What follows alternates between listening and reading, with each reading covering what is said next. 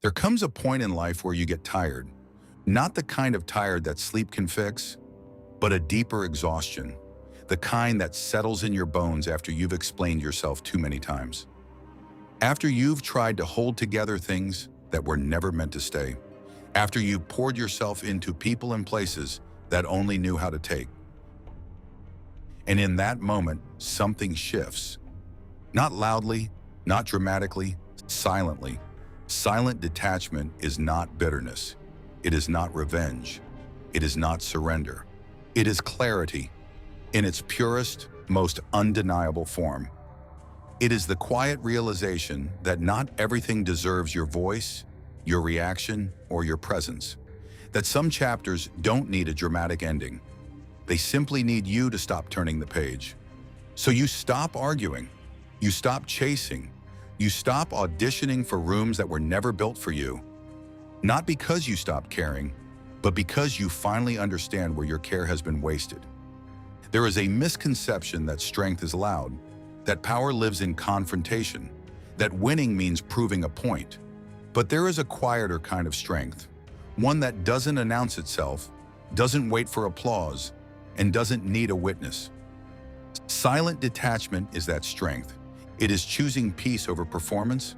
It is releasing what no longer aligns with you without needing closure, validation, or even an explanation. Because here is the truth most people never say out loud. Not everyone deserves an explanation. Some people will understand your silence better than they ever understood your words. Eventually, you begin to notice patterns. How certain conversations always leave you emptier than before. How certain environments quietly shrink you.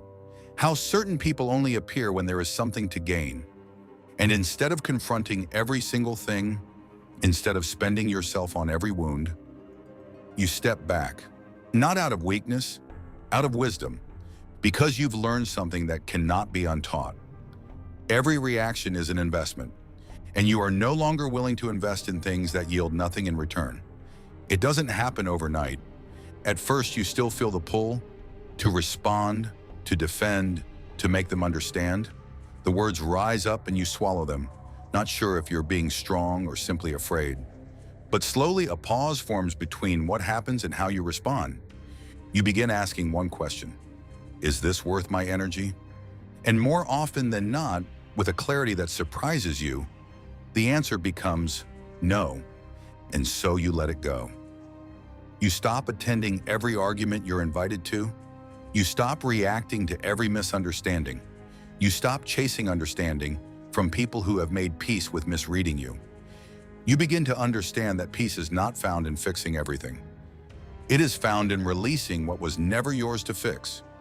There is a maturity that arrives quietly with detachment. You stop needing people to agree with you. You stop needing to be seen a certain way. You stop trying to manage how others carry your name in their mouths. Because you realize people see you through their own lenses, not your intentions. And no amount of explaining will ever change that. So instead of exhausting yourself crafting a narrative, you protect your presence. You become intentional about where you go, who you engage, and what you allow into your space.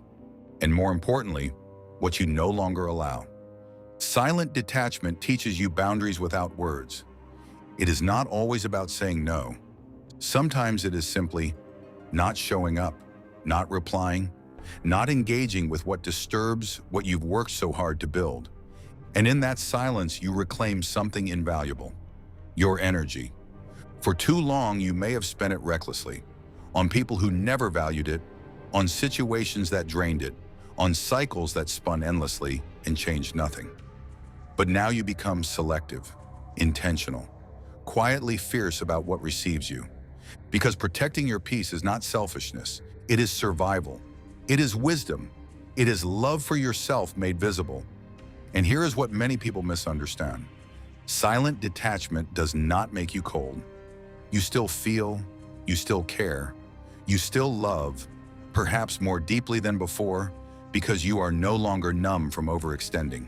But you become discerning. You stop pouring into empty containers. You stop watering what refuses to grow.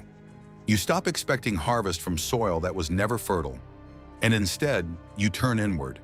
You invest in your own healing, your own growth, your own unfolding.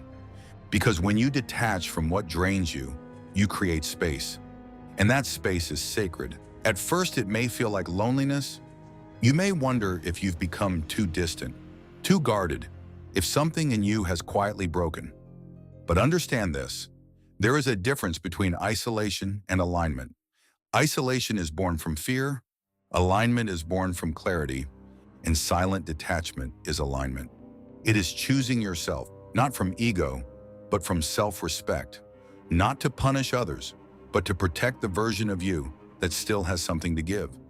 Because every time you ignore your intuition, every time you stay where you are not valued, every time you silence yourself to keep someone else comfortable, you abandon yourself. And silent detachment is the moment you decide, I will no longer do that. That decision changes everything. You begin to move differently. You observe more. You speak less. You react with the kind of calm that unsteadies people who expected your chaos. Silence becomes your filter. And through it, you begin to see things not as you hoped they would be, but as they are. You stop romanticizing potential. You stop holding on to what could be while ignoring what is.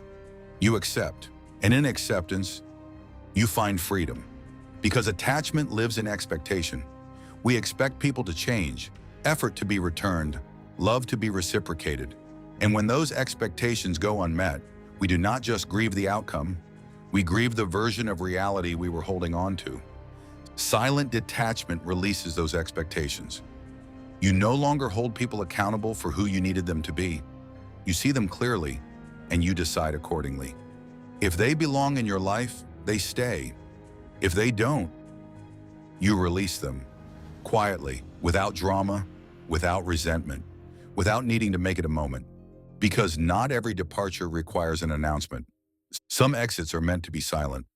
And those, the ones that come from certainty, not impulse, from clarity, not hurt, are the most powerful ones. Because clarity does not shout, it simply moves. You will notice something as this continues. The more you detach, the quieter everything becomes. The noise fades, the chaos settles. The emotional storms that once swept through you become lighter, shorter, easier to weather. You begin to feel grounded and centered, in possession of yourself, even when everything around you feels uncertain.